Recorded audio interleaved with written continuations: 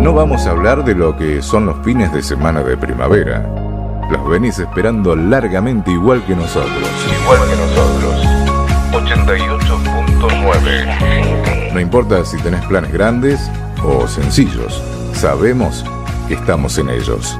Esta primavera 2017. Radio Más Pilar, 88.9 MHz. Pilar, Buenos Aires. Más que sonidos, un crucero de placer.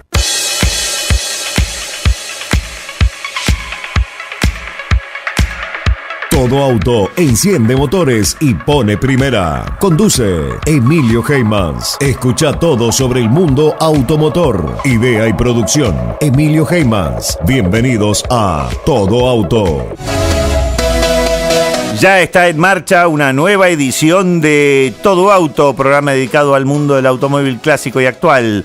Columnista de hoy, Diego Marín. Nuestros invitados, Ignacio Graciano, miembro del Citroën Club de Buenos Aires, y Rolando Gutesman, presidente del Club Peugeot Clásicos de Argentina y vicepresidente de la Asociación Corredores Turismo Estándar Histórico. En el control, José García Rosa. Acompañan a Emilio Heymans en Todo Auto. Norberto Salpietro. Tapas de cilindros, clásicos y deportivos. Servicio, reparación y desarrollo. Mail salpietrotapas@hotmail.com. Teléfono 4523-3382. Vintage Garage de Carmax SRL. Restauración de autos de colección. Chapistería y repintado automotriz de vehículos de alta gama. Teléfono 0230 447-2500. Vieja Ruta 8, kilómetro 49,5. Pilar. Ruata Motors. Mecánica en general. Especialidad Mercedes-Benz. Ruta 8, acceso Pilar. Kilómetro 50. Turnos al 011 15 58 79 79.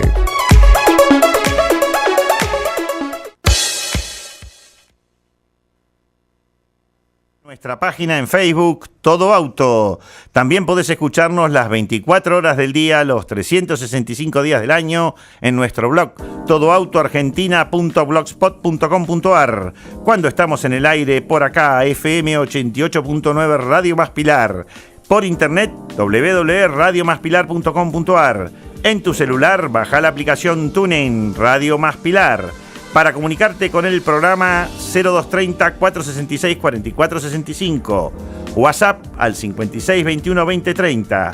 Los estudios de Radio Más Pilar están en Independencia 638, Pilar, provincia de Buenos Aires.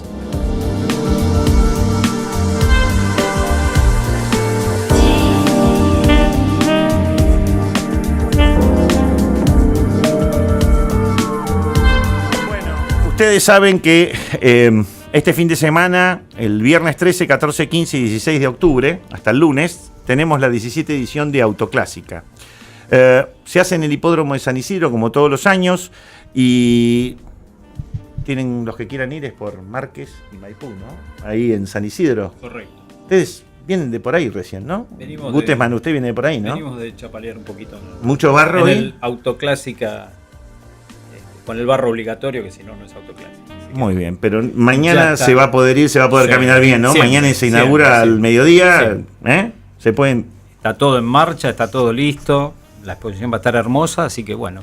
Bueno, se festejan varias cosas. Hay que Los 70 ponerle años de garra. Ferrari, 90 años de Volvo, algo que Marín creo que sabe, los 60 años del Lotus 7.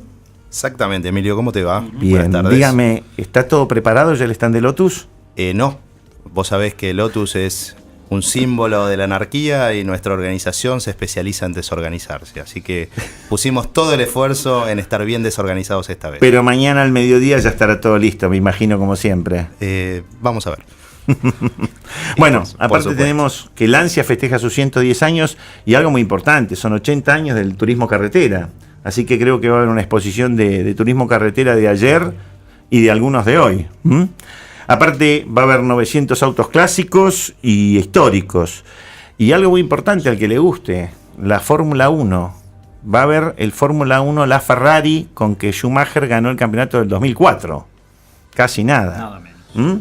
Eso, gracias a Dios, la tenemos en Argentina, en manos de un coleccionista. Así que, por suerte, la podremos ver en vivo ahí al ladito. Se filtró un video muy interesante de ese auto girando en el Autódromo de Buenos Aires. Sí. Muy interesante. Y muy bien llevado. Muy bien llevado, y una cuestión increíble es el sonido de un Fórmula 1 en Buenos Aires. Esperemos tenerlo pronto nuevamente.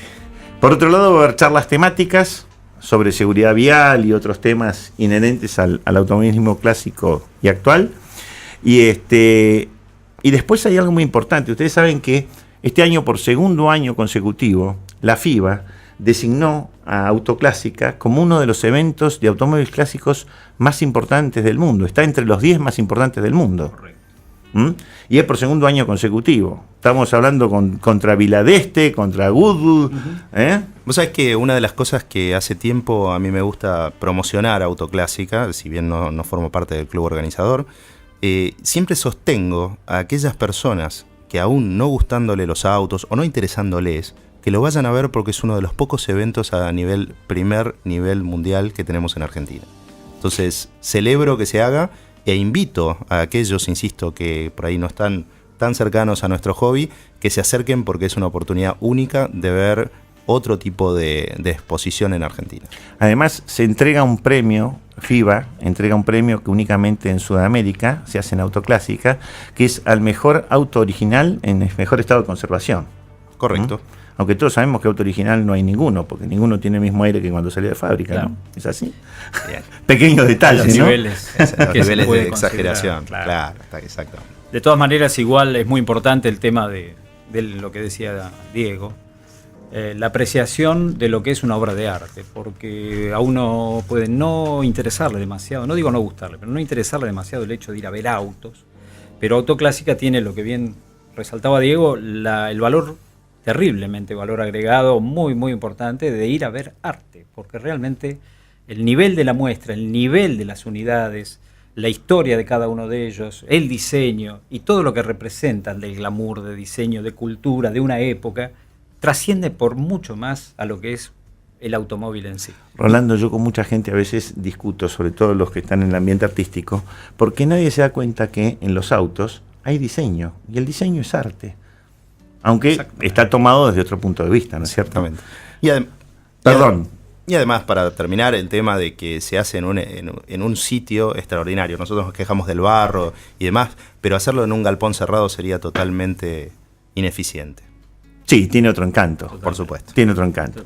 Bueno, saben ustedes que, no se pierdan ir a Autoclásica este fin de semana. Son los 4 días, viernes, sábado, domingo y lunes, en el horario de 10 a 18:30 más o menos.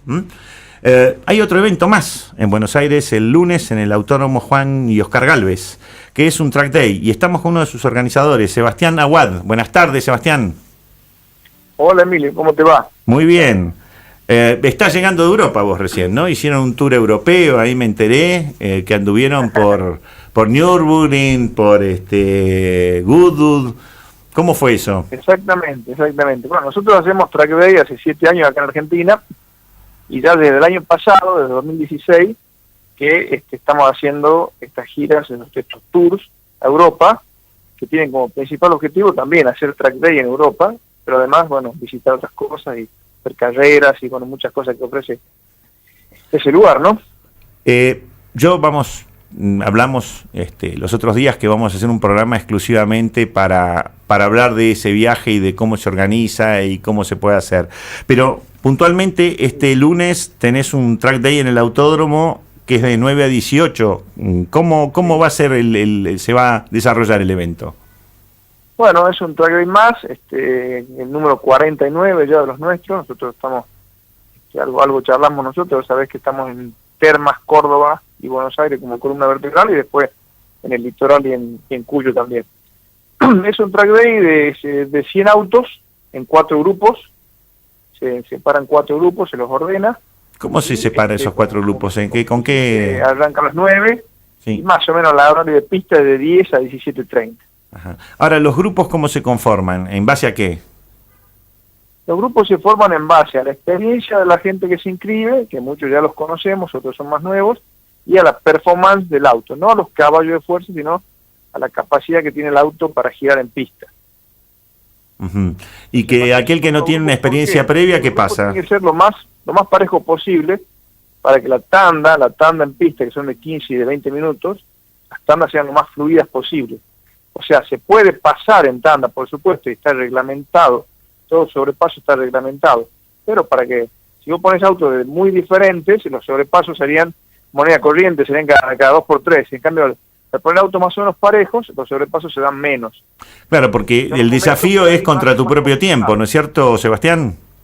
¿Cómo? El desafío es contra tu propio tiempo, bajar tu propio tiempo en pista.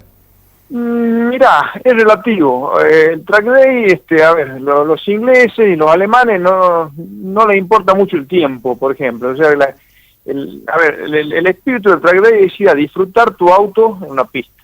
No es la competición en sí contra el otro. Hoy en día, todo el mundo que tiene el teléfono, que tiene la facilidad, antes tienes que tener un cronómetro. Ahora con el teléfono vos sabés cuánto hiciste, entonces por ahí te desafía a vos mismo también. Pero no tiene que ser el objetivo del track day ir a bajar tiempos. Pero me imagino que, perdóname, pero me imagino que habrá un ganador en base al que hizo el menor tiempo en el circuito. ¿Cómo se maneja eso? Bueno, nosotros tenemos 5 tandas. De las 5, hay 2 que son cronometradas. O sea, todo el tiempo, digamos, toda la jornada vos tenés un transponder en el auto que te monitorea todas las vueltas.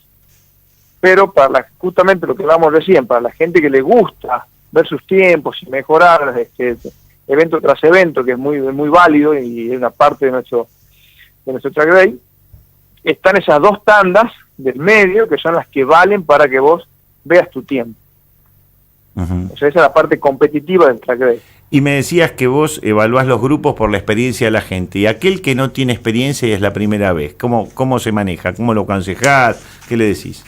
Nosotros aparte de ser una organización que arma estos track days, también instruimos, también enseñamos, tenemos un grupo de instructores, tenemos un método en pista de conos que están afuera del circuito, que te marcan línea ideal. O sea, nos gusta enseñar porque si vos mandás un tipo a la pista por primera vez y no le enseñás, primero que es más peligroso que si enseñaras, ¿no es cierto? Y además el disfrute de esa persona no es el mismo, porque no sabe por dónde ir, no entiende mucho la trayectoria. O sea, también enseñamos, eso es algo que nos gusta a nosotros.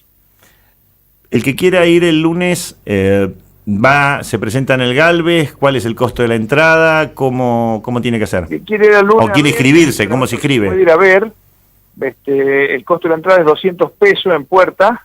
Sí. Y es una entrada única a boxes.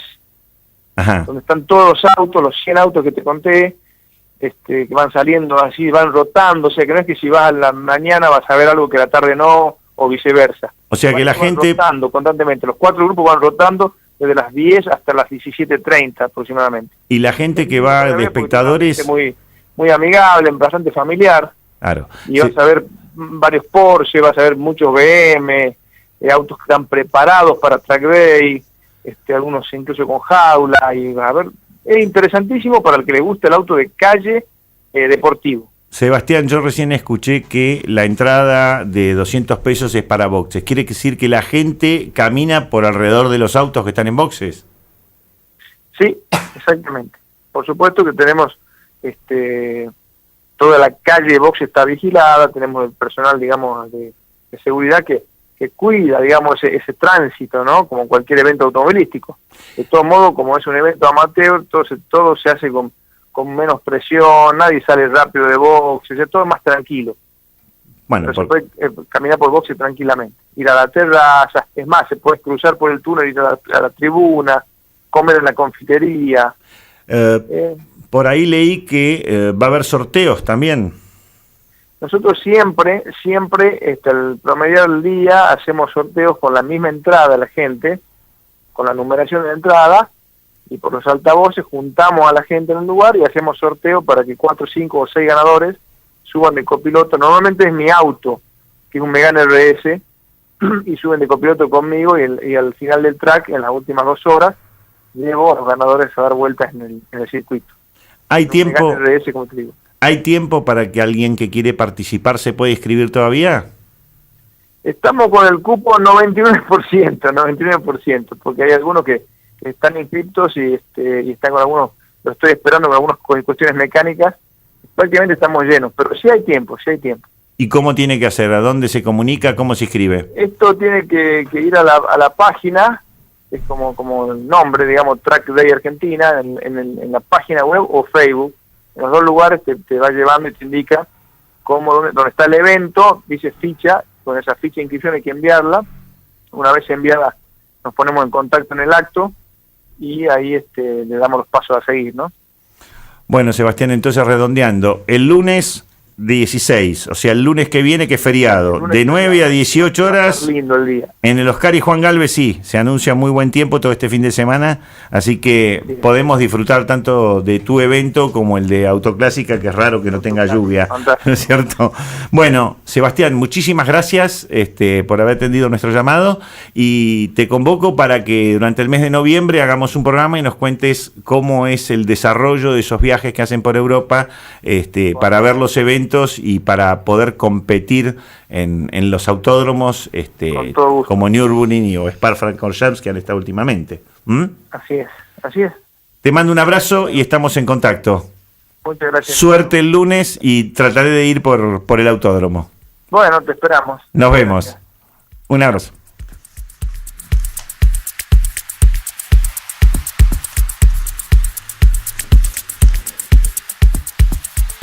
Bueno, y ahora vamos a continuar con el tema del día de hoy, porque esto tenía que haber sido la semana pasada, pero el partido acá a Diego Marín y a Ignacio Graciano no los dejó llegar. Pero el tema es que vamos a hablar de los clásicos franceses. ¿Cómo lo ven el tema ustedes? Porque es un tema, digamos, no es el auto francés muy querido, digamos, en este ambiente en términos generales. Quizás más las marcas que tuvieron en la Argentina, ¿no es cierto? ¿Cómo lo ves, Diego? A ver, si hablamos de marcas francesas podemos tener un espectro muy grande, aquellos ilustres desconocidos y oscuras marcas que tienen origen en pequeños galpones y demás, como ocurre en la mayor parte del mundo. Pero también hay marcas de nivel y prestigio inalcanzable para muchas otras. Te tiro un nombre, Bugatti. Bugatti no es italiano, es francés. Igual no vinimos acá a hablar de Bugatti porque... En realidad vamos a tratar de... sería lindo un programa de Bugatti, me encantaría, Bueno. porque hay mucho para hablar de Bugatti. Pero en realidad vamos a tratar de traer de los años 50 para acá, porque son los autos que se vieron en la Argentina también. Por supuesto. O sea, tanto las tres marcas básicas de Argentina, Citroën, Renault y Peugeot. ¿Está bien dicho en francés? Peugeot. ¿Vio? Sí, muy bien. Y después, quizás una marca que estuvo en los 50, pero que no duró mucho tiempo, que es Simca. Muy bien. ¿Qué marcas, dentro de sus marcas, ¿no es cierto? Usted estaría un poco de Marín por el tema Renault, lo tenemos a Ignacio por el tema Citroën y Rolando por el tema Peugeot. Queremos seguir siendo amigos. Somos amigos de hace muchos años que nos conocemos. Si No es es por de las hoy. marcas, somos primos hermanos. Por así supuesto. Antes de nada, Emilio, te voy a aclarar una cosita. Vos sabés que hay tres formas de hacer las cosas. Bien, mal o a la francesa.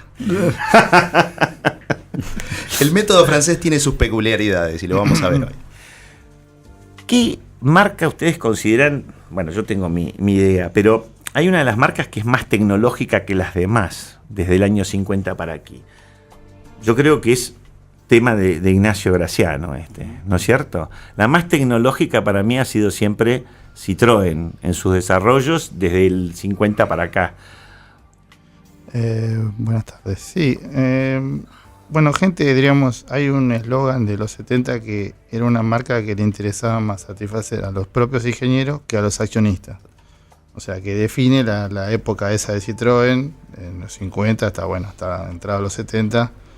Y bueno, después la compra de Peugeot y bueno, la historia de PSA que es más actual. Pero sí, diríamos que los caprichos o lo que querían investigar, o sea, para llegar, por ejemplo, a suspensión neumática, duró 20 años ese desarrollo. Empezaron con un sistema para una camioneta no bloqueo los frenos y empezaron a ensayar años y 2 décadas para completar un auto hidroneumático como fue el DS. Bueno, valió la pena, pero diríamos siempre salirse de los caminos trillados, ¿no? Ignacio, de los de los años 50, el clásico definitivamente de Citroën es el DS. Sí, y por otra parte es el único que salió, porque en esa época estaba el Tracción Avant, el 12B, bueno, en fin de 48, y bueno, y el DS, que fue hasta que, o sea, en el año 57 deja de salir el Tracción Avant y quedó el DS y el 12B. O sea, dos extremos, eran los dos únicos autos en catálogo de Citroën hasta que sacaron Pero AMI6. los dos tecnológicamente muy avanzados, porque el Citroën 12B realmente hoy es admirable ver el sistema de suspensión y cómo funciona. Realmente, en cambio, Peugeot fue más al destino, al diseño, al estilo. Sí, Peugeot, fiel a su tradición ya desde su origen, la pulsión por la industria, por la fábrica, por la movilidad, ya desde la década del 10, en el año 1810. Pero siempre, Peugeot siempre un camino por el cual, a pesar de las divisiones familiares y en un momento coexistían dos empresas distintas, que una fabricaba automóviles por contrato, la otra los biciclos, después se vuelven a unir con Armand Peugeot y demás ya en el siglo XX. Sí, convengamos que mucha gente no lo sabe. Claro. Peugeot tiene más de 200 años porque empezó fabricando herramientas. Exactamente. Y fue, no nos olvidemos que Francia fue la verdadera cuna del automóvil. El verdadero y el primer automóvil reconocible es el Cugnot, que es de 1790. El carro Cugnot. El carro Cugnot. Auto propulsado 1789. Exactamente. Sí, señor. Entonces, Francia marca un poco la punta de lanza en la historia de la humanidad con respecto a lo que es la Voy a motorización. aclarar algo, porque hay gente que cuando uno dice el carro Cugnot no tiene idea de lo que puede ser un carro. Un No. carro Cugnot, para que se den una idea, es como una pava muy grande, una caldera muy grande adelante y atrás un chasis de madera, pero debía tener el tamaño de un camión, no sé qué se me ocurre en este momento, una Scania, una cosa infernal. Y sé que el accidente que tuvo contra un paredón es porque no pudo doblar. Exactamente. Pero eso es lo que se considera el primer auto. Ese es el muy primer buena, auto. yo no me Claro, acordaba de ese claro. detalle, ¿vio? Y Francia, a través de todas sus marcas, y como decía Diego, las marcas menos conocidas para la generalidad, me sumo a la expresión de deseo de la Bugatti como el sumum de la industria francesa, con Voisin, por ejemplo. O sea, autos y obras de arte, como hablábamos antes, realmente más obras de arte que autos. Con carroceros de Con fuste, ¿no? carroceros Con de carroceros. Sí, ver un Que no- Guasán hoy. ¿Ustedes saben por qué los Guasán tienen esos parantes sosteniendo el guardabarros? ¿Vieron que todos los Guasán tienen dos parantitos así Sí. que sostienen el guardabarros? Sí. Porque En los el- guardabarros son tan pesados que tenían miedo que se cayeran, por eso tienen esos parantes. Unos tirantitos. ¿sí? Son tirantes. sí. Exactamente. O sea, nada de qué enorgullecerse, pero bueno, está bien, el No. detalle cuenta. Convengamos que era la solución de los años 30. Imagínate una publicidad que diga, llévese los guardabarros más pesados de la industria. Nah. Pero bueno, El ingeniero Voisin era como un Citroën de ideas, pero bueno, no tan popular en el sentido de los autos que vendió, eran autos para pocos, pero un visionario. Acá una nota también leí que las predicciones de él eran todas las predicciones que se ven hoy en día, lo que iba a pasar con el automóvil. aparte, Pero aparte- venía del mundo de los aviones, Claro. es decir, de la aeronáutica. Exacto. Fue un pionero de la aeronáutica en Francia, Voisin. Así que. Pero bueno. Gabriel Voisin. Qué gente culta que hay acá. Es un Más. desastre. Gabriel ¿Cómo Eugenio. sabe todo el mundo? Gabriel Gabriel Eugenio. Eugenio. Qué bárbaro. Google es terrible. Google es terrible. No, pero acá no tenemos ninguna, acá no hay ninguna computadora, no hay nada. Estamos no se puede hablando todo probar, con la generalmente, cabeza, sí. ¿eh? A lo sumo algún guión ahí en la mesa, pero nada más. Pero bueno, yo lo que me parece a mí, desde los años 50 para acá, empezamos con los Peugeot, por supuesto, lo que fue en Argentina también, el 403. Claro, la ruptura del paradigma del auto americano que dominaba el mercado en la década del 40 y del 50, para ceñirnos a esta época que vos determinás, la ruptura del modelo del auto americano acá. Hablamos del auto familiar, del auto comercial, viene de la mano del proyecto de industrialización y de la erradicación de las industrias automotrices para proceder a la Claro, porque fabricación hasta con los, un régimen hasta de los años integración. 60 el predominio era de autos importados americanos. Totalmente. Pero Ford empiezan- ya estaba fabricando acá algo ya desde hace muchos años, de la década del 20, Chevrolet también, tenían plantas que si bien eran armadurías grandes, pero estaban muy instaladas lo que no hacían acá o no armaban acá lo importaban y dominaban el mercado. Y además algo interesante, en esa época también, en la inmediata posguerra, muchos diseños europeos tomaban claves de diseño, rasgos de diseños de autos americanos, incluso Peugeot. ¿Usted se está pensando en el Volvo 544 igual que yo? El Peugeot 203, para el no Peugeot salir 203, por ejemplo. Claro. El Citroën DS familiar. De Citroën DS. Un homenaje a la familiar americana. La Safari. Exactamente. O, por ejemplo, algunos modelos de, como vos bien nombraste, de Volvo, o incluso el Fiat 1500, y acá a los muchachos del Club Fiat les mando un abrazo. Hay muchos que reconocen en él formas muy parecidas a las del Chevrolet Corvair. Claro. En esa época también tenían todos muchos cromados, que era típico americano. Exacto. Exacto. Sí, yo justo hablando de Simca también, en el Chambord se veía mucho cromado, muchas aletas, como los coches americanos. Bueno, eso era típico en los 50, hubo mucho contagio de la aeronavegación, las líneas de aeronavegación trasladadas a los autos, sobre todo en el auto americano, pero en el auto francés también. Sí, en Francia también se dio en el mercado local, en la década del 50, al fin de lo que sería la posguerra, una ambición, un deseo del público consumidor por el auto americano, por las modalidades que portaba el auto americano, tanto en diseño como en cromados, como en algunos otros aditamentos. Sí, yo recuerdo mucho el Simca Chambord porque tenía un amigo en la Argentina que tenía uno, tenía un motor Ford V8 en ese momento. Se hizo después en Brasil el auto, pero realmente era cromados por todos lados y aletas y todo muy, muy americanizado el auto, pese a que era un auto francés. Así es, al revés de lo que sucede acá, cuando se radican las industrias europeas, o sea, las industrias automotrices europeas, rompen el paradigma, porque tanto Fiat como Peugeot, como Renault también, que empieza con, si bien empieza con los americanos, o sea, con los AMC, Rambler y demás, enseguida empieza a buscar el mercado pseudo-europeo con el Bergantín, claro, que es un joint venture con Alfa Romeo, por las carrocerías, etc. Y con el Gordini, primero el Dauphine y después el Gordini. Sí, ¿no? Renault 4 y demás. O sea, buscan ese nicho con autos europeos. ¿Por qué? Pesaban la mitad, la cilindrada era la mitad, consumían la mitad, andaban igual o más, con mucho más confort de marcha, techo corredizo en el caso de los Peugeot, novedades y cosas que acá, caja de cuarta. Algo que lo voy a decir porque yo creo que mucha gente no lo sabe. Vivo diciéndolo, es una cosa que me sale siempre. Pero todo el mundo dice, porque el 403 y 404 se le vencía la cola cuando le pegaban de atrás.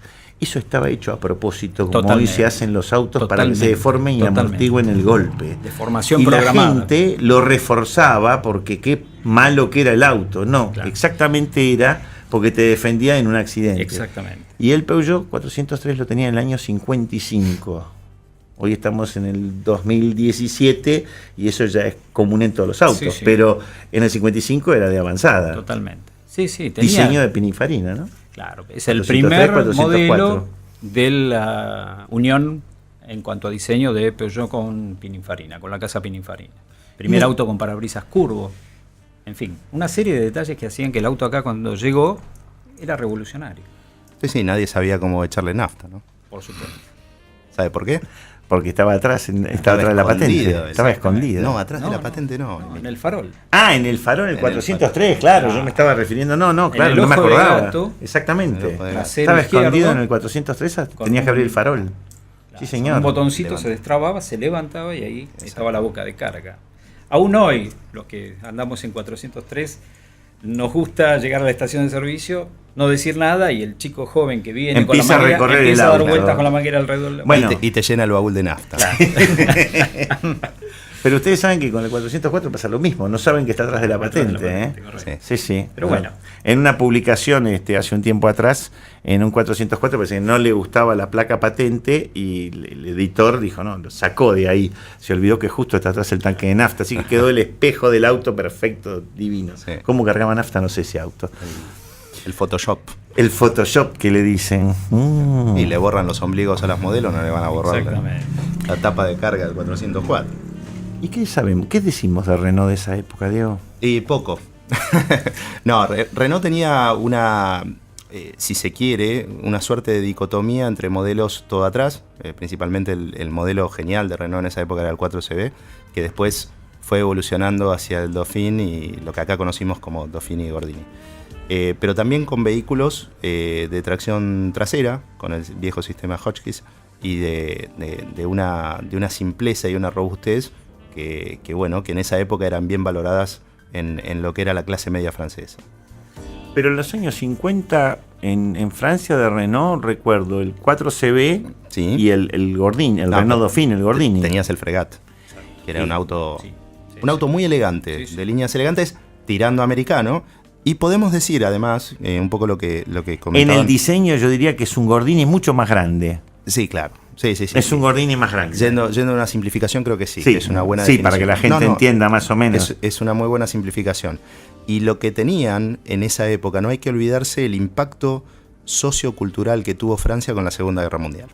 Es decir, por tercera vez en 100 años estaban siendo invadidos y de repente el liberador, el que los había sacado de ese yugo, era, digamos, el nuevo mundo. En este caso, Estados Unidos. Entonces, todo lo que provenía de Estados Unidos era admirado. Claro. El rock, los jeans, recordá cuántas imágenes hay de Brigitte Bardot, jovencita, en jeans, los cowboys, las películas francesas inspiradas de lo americano y, por supuesto, el gusto en los autos. Lo interrumpo un minuto, Marín, tenemos que ir a una pausa comercial. Y volvemos con los clásicos franceses.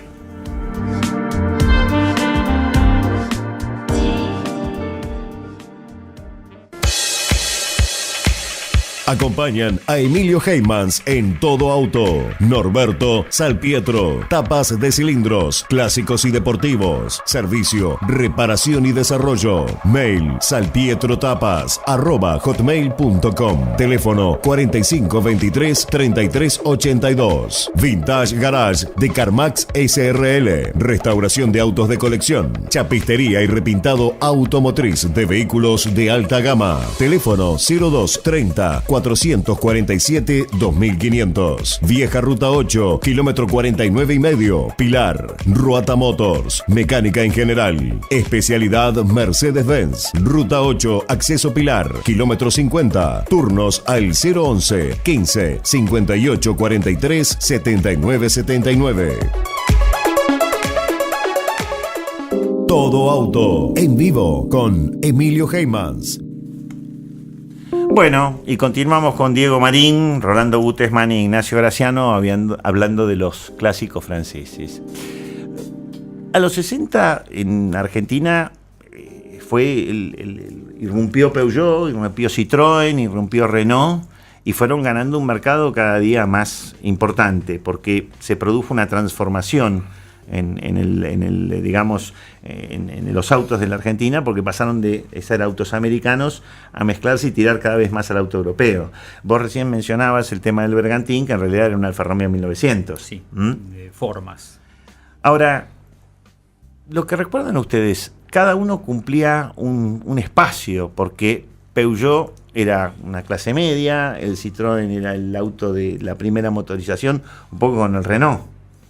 Correcto, sí. Pero ¿cómo fue evolucionando? Porque después vinieron otros autos a continuación de ellos que también se los puede considerar clásicos franceses.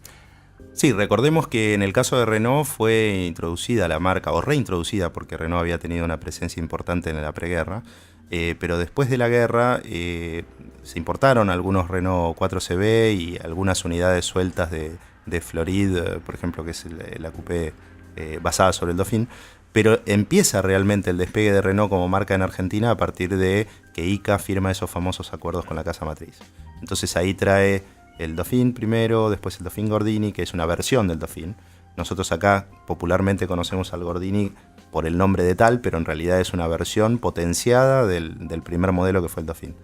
Y después aparece el Renault 4, una verdadera revolución en la automoción mundial, un poco solamente paragonable, creo yo, al Citroën 12B, que fue uno de los primeros autos en el mundo con portón trasero, es decir, lo que hoy conocemos como 5 puertas.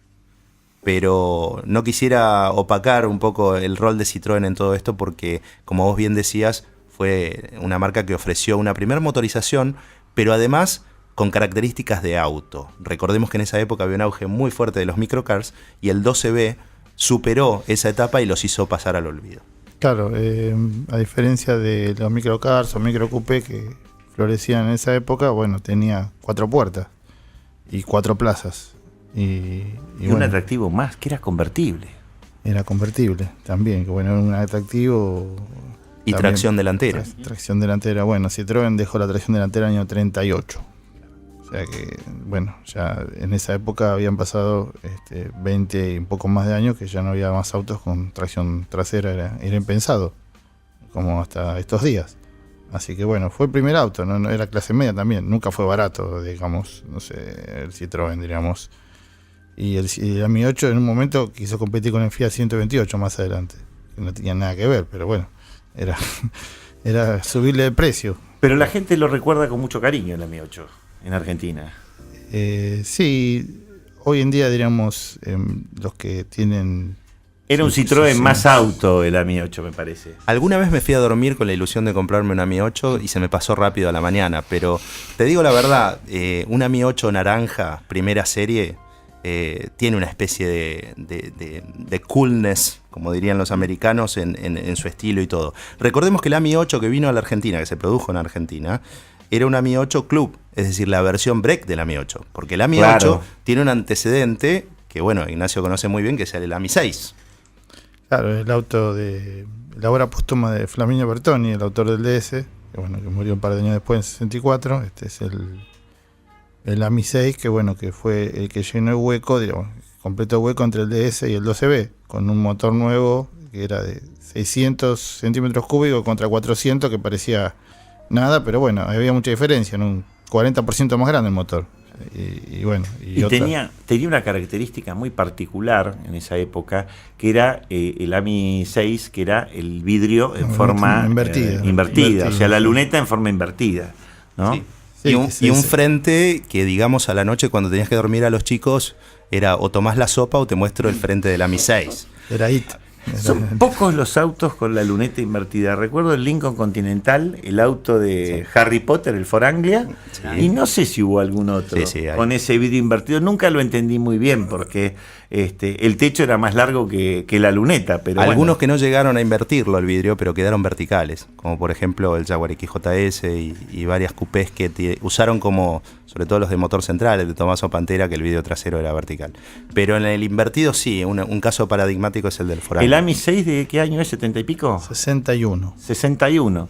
O sea que es de la misma época del Anglia y del Lincoln Continental. Exacto. Sí, un par de años antes, pero bueno, le dan como el lauro de primera. El AMI se dice que se copió de ellos. O sea, ya estaban ellos un par de años antes. Así que bueno. Bueno, Renault intentó, desgraciadamente, volver a eso con el Megane Serie 2. Le iba a decir. Que acá no llegó, afortunadamente. A veces se ve alguno en la calle y uno corre espantado, pero a mí me gusta. Yo tengo que nos asumir... Nos van a retirar la publicidad de Renault, eso lo tengo claro. Yo tengo que asumir que esos autos controversiales a mí terminan por gustarme. Claro, son feos pero lindos. Todos esos coches... Sí.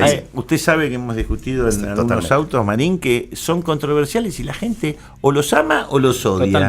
Totalmente. Y sin embargo, yo tengo la tendencia de que todos esos autos que la gente dice son horribles, a mí me gustan. No sé, tengo un amigo que al ser tallerista, restaurador y demás, lo primero que piensa cuando ve estos autos controversiales, raros, por ejemplo como el Megane que estamos hablando, piensa, pobre tipo si tiene que conseguir el portón trasero o la luneta. Claro. Y demás, ¿no? Así que bueno. ¿Qué clásicos en el año 60 de las distintas marcas recuerdan? Porque Peugeot no solo tuvo el 4x4 que vino acá. Claro. Allá acá por el 60 estuvo el 204, si mal no recuerdo. No, también sí, en Francia. No, en Francia sí. Claro. Sí. Francia, ¿Y hoy se lo reconoce como Peugeot, clásico ese auto? Sí, por supuesto. Hay uno en la Argentina. Hay tres. Hay tres. Sí, pero uno que está restaurado y que figura en todos lados. Y los clubes lo reconocen y se los disputan para que participen en sus competencias. Sí. Vale aclararlo. Claro. Es cierto, la familia Netkov, que creo que estuvieron acá. Estuvieron acá hace poco. Es fiel reflejo del mejor exponente de 204 acá en la Argentina, lejos, y con el inmenso valor agregado de toda la pasión y toda la historia familiar que llevó a esa restauración tan preciosa. De esos hermoso. autos de aquella época, el 204, el 304, acá no llegaron muchos. 304 algunos, creo. También creo que vi una rural en una época. Una Sí, ruralcita bien. Está todavía ¿Y eso en Francia visible cómo se y vive? Está en venta también. Está en venta. Sigue en venta. Gutesman, usted que estuvo en Francia Sí, señor. festejando, si mal no recuerdo, el aniversario del 403 Los hace 1 o 2 60 años. años en el 2015, Bien. los 60 años del 403. ¿Cómo se vive Peugeot en Francia? Peugeot en Francia se vive como el símbolo, junto con Renault, junto con Citroën, pero básicamente Peugeot tiene ese valor agregado para lo que es el charme, el diseño, para la capa media y medio alta de la sociedad. Entonces, el auto Peugeot siempre fue, desde la década del 30 al 40 para acá, un auto aspiracional, o sea, tenía un gran componente aspiracional. Eso se replicó un poco en la sociedad argentina, donde Peugeot posiciona su producto como el producto aspiracional por diseño, por andar, por en fin. Era el Un vehículo montón de la cosas. clase media, básicamente. Sí, pero así como Citroën acá, el 12B, popularmente era conocido como el auto de los intelectuales o de los primera motorización o los chicos que estaban empezando y demás, que después también compitió con el Fiat 600 en ese nivel, a pesar de que eran dos cosas bastante diferentes. Pero Peugeot siempre se caracterizó por representar, o sea, la aspiración del Peugeot era la representación de un cierto nivel o de un cierto placer y saber apreciar determinadas condiciones de calidad, de diseño y demás. Porque la familia prefería el Falcon a lo mejor o el Chevrolet Nova, el 400 de acá, por su amplitud, porque podían... Claro, pero el Peugeot era como el auto fino. Exactamente. Lo decía Landru, era in. Era in. Era in. Y Pero además... Ignacio, con el Citroën acá fue muy popular en esa época, pero en Francia, ¿cómo se vivía Citroën? O sea, estaba el auto popular porque se usaba mucho el 12B en el campo, pero el resto de Citroën en Francia, con el DS, con los SM, con los autos que fueron viniendo después, ¿cuál era, comparando con Peugeot, cuál era la ubicación de Citroën en el mercado francés? Y convivían, digamos, extremos medio raros, porque en un catálogo, siempre a los 70, tenía el 12B y el SM. Y valía 7 veces más el SM que el 12B. Yo no sé si en otro catálogo existe esa diferencia tan grosera. Bueno, lo que pasa es que el SM en un momento también estaba el SM Maserati, que fue un auto muy revolucionario y digamos tenía motor Maserati, si mal no recuerdo. Sí, sí. Sí, un Citroën aquí en Maserati, antes de ser absorbida, también absorbió otras marcas, Panhard, Berliet de camiones y bueno, fue dueño de Maserati a fines de los 60 y bueno, y salió ese auto y los derivados de Maserati, El Merak. el Merak, el Bora, también tienen sistemas de Citroën hidroneumáticos, parciales, no sí, en completos. frenos y claro, especialmente en frenos. Bueno, el sistema hidroneumático se abandona en los primeros C5 actuales, o sea, la primera serie de los C5 se abandonan, creo que fue el C5 el último que lo tuvo. Acá en Argentina, a partir de la última serie C5 que se dejó fabricar a fin de mayo, hace 3 meses, empezaron a haber opciones McPherson, y Argentina solamente quedó hidroneumático el V6, el modelo más caro. Por eso, pero digamos, la primera tanda de C5 vino con suspensión hidroneumática y ya la segunda serie cambió. Las primeras 2 tandas, que es un auto reestilizado, es el mismo, el hidroneumático, todas las versiones. Y la última, ahí ya empezaron a poner opciones y yo cuando dije, esto huele mal y bueno. Definitivamente lo abandonaron. Definitivamente se abandonó un recorte de costos y bueno. ¿Vos conocés, Emilio, la prueba famosa del alce? Sí, señor. La de esquivar. Bueno, no se pone el pobre bicho ahí, sino que se esquivan ponen unos conos y se hace la prueba del Pero es la alce. prueba del alce, digamos, ¿no? ¿Sabés quién tiene el récord de pasar a más velocidad la prueba del alce? Ni idea. Tírate una marca. Porsche, Ferrari, Aston Martin. Y sí, Bugatti, Creo que Ignacio tiene algo para contar. Sí. Y hablas del Santi Activa. Exactamente. Bueno, es el pináculo de la hidroneumática, un auto que, bueno, tenía control de rolido, o sea, la carrocería cuando uno doblaba tenía actuadores que volvían el auto a la posición original, o sea, se deformaban solo las cubiertas, el auto va siempre derecho, 10 esferas, bueno, una cosa, un auto de pista, ¿no? Ideal para Marín. Realmente, o sea, uno ve los videos que hacen con esos autos que son ferrocarriles. Bueno, acá han llegado los modelos V6, pero bueno, hay que mantener esos autos con 10 esferas, con repuestos que nos descatalogaron, porque después de 10 años nos vemos, ¿no? Y yo no sé cómo hacen, todos conocemos un coleccionista de Citroën en Argentina, que yo realmente no sé cómo hace para mantenerlos, porque tiene desde el año 1920 y pico hasta los variantes de los Sapo, y realmente su sistema de suspensión no sé cómo se las ingeniará para en el tiempo ir manteniendo los autos, porque tiene unos cuantos Citroën. El auto te avisa igual, te deja una manchita verde en el piso y vos te das cuenta. Sí, primero se pone dura la dirección, y entonces, bueno, sí, es un primer aviso. Lo último que hace es quedarse sin freno. Después la suspensión se baja. Si vos seguís sin dirección y con la suspensión baja andando, y bueno, ya te querés matar. Pero es una sensación agradable manejar el DS desde el punto de vista autofamiliar, ¿eh? Es una maravilla. Yo he tenido la posibilidad de manejar un ID19. Y realmente me resultó muy agradable. Es un auto que realmente logra hacer olvidar el motor, que por otro lado es totalmente olvidable. Claro. Sí. La verdad esos que comentarios. No, realmente. Cuando yo leía la nota de Marín, quería encontrar un defecto, y la verdad que siempre tiene razón este hombre. El motor es olvidable, pero bueno, menos mal que si hubiera tenido otro motor, no sé qué hubiera sido de ese auto. Bueno, pero también ubiquémonos en el tiempo, ¿no? Estás hablando del año 55, 60.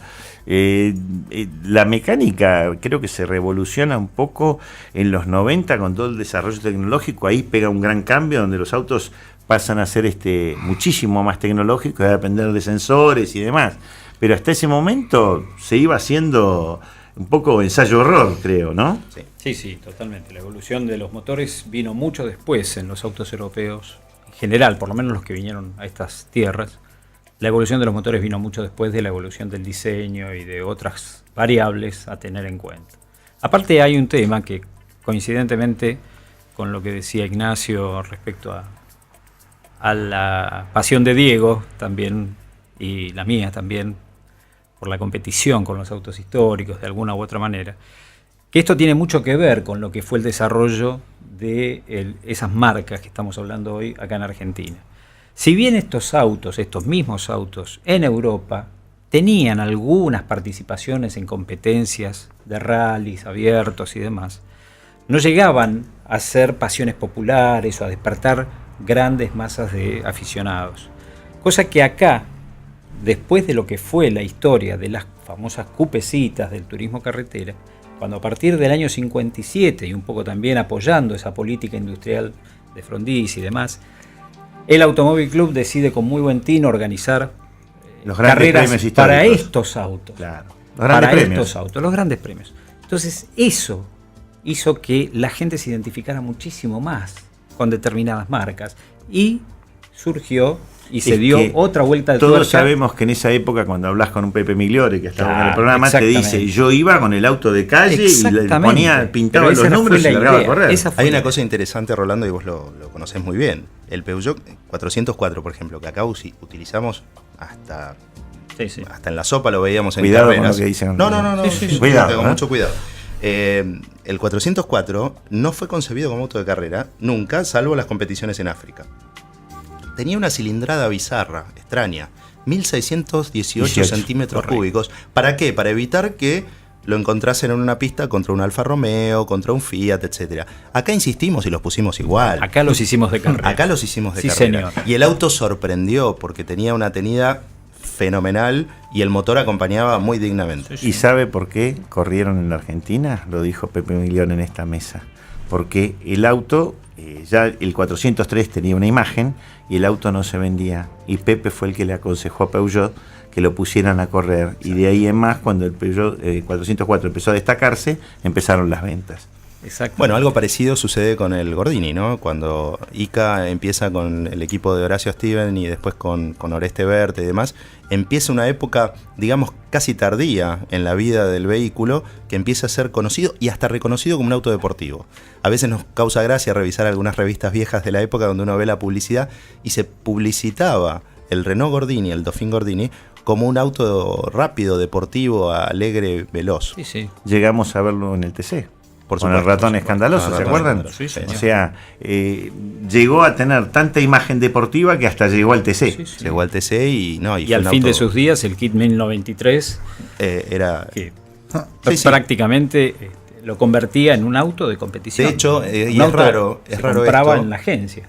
Es raro que en la última versión del Gordini es la más interesante, porque es la versión que viene con el tablero deportivo, con el cuentavueltas mecánico, con el volante de madera, con la palanca de madera, con las butacas con cuerina picada, es decir, con las llantas sin tazas, y hasta había una versión de edición limitada que venía con bandas blancas. De alguna forma tomando del modelo, Correcto. modelo francés. Era color azul Francia con una Exacto. franja blanca. Bueno, finita. Yo el me equipo perdí uno. Gordini era Está bien. azul Francia Exacto. con las rayas blancas. Correcto. O sea, creo que hemos visto uno de los clásicos que no mencionamos, pero que no lo quiero dejar pasar, es el Renault 8 Gordini. Exactamente. Creo que hay uno en Argentina, vimos en Autoclásica hace poquito. Sí, en el realidad pasado. ese vehículo, sí. Tiene volante a la derecha. ¿Tiene volante a la derecha? Sí, creo? señor. Sí, Un sí. detalle que me llamó la atención. Bien, bien, le pusieron la guantera del otro lado entonces.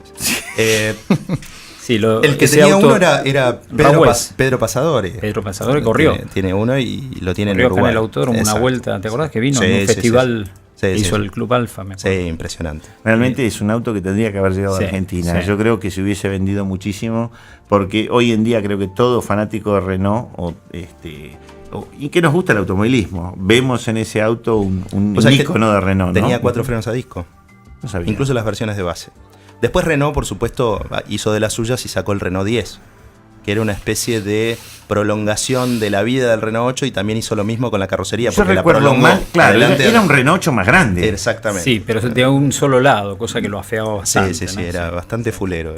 ¿Cómo es eso? ¿Un solo lado? Renault Sí, 10. la parte de atrás era más grandota. Más larga de o sea, atrás. Y en los 70 ya entramos en un ícono que es hoy todavía recordado, el Renault 5. Renault 5 que no era, como el número lo indicaría, la continuación del Renault 4, era otra cosa, una conjunción muy, muy compacta, con una mecánica similar. De hecho, tomaba mucho de la estructura básica del Renault 4, pero ya no tenía el piso separado, sino que estaba soldado y demás, y tenía otra configuración. Llegó a estar en el grupo B, el Claro, Renault las 5 últimas Turbo. versiones, pero Claro. ahí fue una genialidad de Renault que en determinado momento decidió instalar el motor detrás de los asientos y creó un prototipo para correr en rally. Y el auto era formidable. Hoy es un auto muy buscado, el Renault 5 Turbo, y Renault los 5 Renault 5 en general, claro. como está pasando con los 205 GTI, Totalmente. que en por este supuesto. momento, Totalmente. Son los digamos... young timers por excelencia. Exactamente, Son los los Young young Timers por timers. excelencia. Yo tuve de Muy los bien. dos. ¿Mm? Tuve de los dos, y creo que lo hemos contado. alguna vez. ¿205? 205 GTI, 115 caballos, 1600. Alguna vez lo conté en la revista. Y tuve un Renault 5 GT Turbo. Así ¿Acá en Argentina? me lo traje de Francia acá cuando volví de Francia de vivir. Pero el 205 lo tuviste allá en No, lo tuve en Francia Europa. y el GT Turbo lo traje acá. Sigue en Anduvo por el circuito de Mónaco y después anduvo por Bursaco también. ¿Qué tal? ¿Sigue en ¿Qué Argentina? ¿Sigue acá ese Renault 5? Sigue acá, pero se prendió fuego después de que le instalaron un equipo de audio de más o menos $2.000. Y claro, cuando empezó a salir humo debajo de la guantera, se asustó y lo dejó con el contacto encendido y el auto no existe más. tal? No existe más, que lamentable. Bueno, el 205, para completar un poco el comentario de Diego, también fue el auto que, de una de las tantas crisis que sufren estas grandes industrias, También salvó a participante del Peugeot. grupo B. Totalmente. Pero salva a Peugeot, el 205, de una quiebra casi inminente. Ya habían entablado las negociaciones con el gobierno para solicitar ayuda financiera y demás. Ya se había resuelto parte del problema, pero no terminaban de salir hasta que el 205 saca a Peugeot de esa situación realmente muy lamentable, porque tenían ya planteado toda la nómina de personal que iban a tener que achicar y demás. Iba a ser realmente un problema muy serio, y por eso el 205 queda en la historia de Peugeot como sacre nom O sea, el número sagrado. Porque es Y hablando Peugeot. de esas épocas, tanto el Renault 5 Turbo, el Peugeot 205, también está la Renault Fuego, Sí.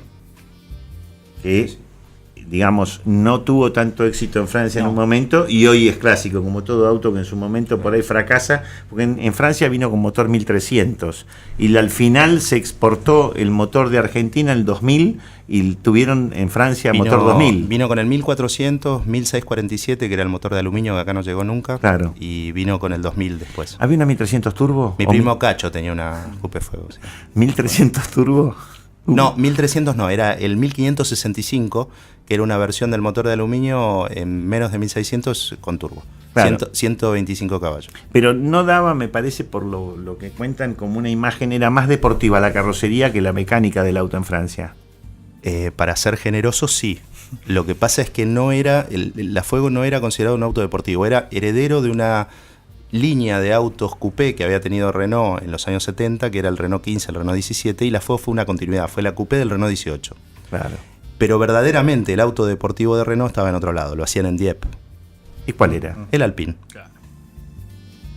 Señor auto, el Alpine. ¿Cómo? El Alpine. El Alpine era otra aberración, si se quiere, entre comillas y con todo respeto, porque era todavía con un chasis de viga central, motor trasero, heredero de los viejos 4CV y Dauphine, pero había sido campeón mundial de rally y cualquiera de esas versiones en terreno un poco revirado era inalcanzable. Yo recuerdo haberlo visto en el Rally de Monte Carlo. Por supuesto, varias veces. por supuesto. Y hubo varios Alpines. Tuvo el A110. El A310. El A310, no me salía. Después siguió lo que se conoce ahora, los franceses mismos lo llaman la línea GTA, que era el V6 y V6 Turbo, que era la evolución de ese, y el último modelo que hizo Alpine hasta la renovación de la marca ahora, que era el A610 Turbo. Un vehículo que Renault enterró y no quiso vender, porque el auto era muy logrado, pero yo me acuerdo haber ido al Salón de París en el año 94 y no había ningún Alpine en exhibición, y el auto seguía en producción. Y hay un Renault que tuvimos el placer de manejar usted y yo en algunas cosas allá. Bueno, estábamos participando en el Torcuato Racing, el famoso circuito del Torcuato Racing, ¿se acuerda, Marín? Con ese Renault Spider yo creo que es un clásico hoy en día, Sí, aunque ya lo sea era. reciente. No, desde el día que salió era un clásico. Tenía chasis de aluminio extruido, soldado, y motor de Renault Clio Williams central, con una suspensión de paralelogramos deformables tipo fórmula, frenos a la altura y el auto con una carrocería de fibra de vidrio muy atractiva. Había una versión sin parabrisas, que las moscas pasaban a visitarlo más seguido a uno, y una versión con parabrisas que se encargaba de que las moscas siguieran por arriba. Pero se hizo en Francia, hubo una copa de Renault Spider. Sí, porque se empeñaron en hacerlo correr. No corría en forma particular el auto, sino que Renault promovió una fórmula monotipo. Como y una lo hacían Fórmula correr. 4 con la Argentina. Exactamente, y hacían correr a determinados personajes de la afición francesa. Hay un auto que yo quisiera realmente mencionar, que es el Renault 6. El Renault 6 era un auto litúrgico. No sé si recuerda, la mayoría de las monjitas andaban en Renault 6. Sí, señor. Algunas en AMI 8. En 12B también hay una 12B película, también. Sor Citroën. muy Sor conocida. Citroën, sí, señor, el 12B. Muy bien, todos la recuerdan. Pero el Renault 6, porque si no, algunos amigos van a decir no hablaste del Renault 6. Del Renault 6. Y nos olvidamos del más importante de todos. El Renault más importante que hubo en Argentina, que todos conocemos, que fue el Renault 12. El Renault 12, que tuvo un desarrollo en el rally. Creo que uno de los que más lo llevó adelante fue el Caballo de Lona, Jorge Recalde, ¿no es cierto? Tremendo auto. Señores, podríamos seguir hablando un rato largo. Mira, tenía 800.000 preguntas. Se fue el programa, hablamos de todo y la verdad que no lo usé. Diego Marín, como siempre, muchas gracias por estar en Todo Auto. Lo mismo Rolando Gutesman, lo mismo Ignacio Graciano, muchas gracias por haber venido.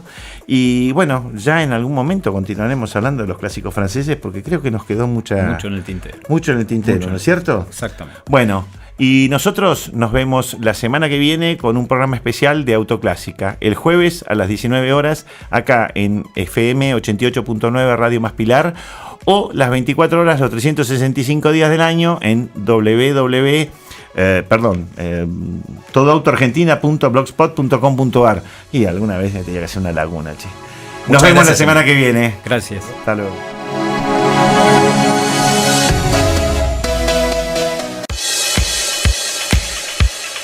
Todo Auto. Conduce Emilio Heymans. Hasta un nuevo encuentro de Todo Auto. Idea y producción, Emilio Heymans.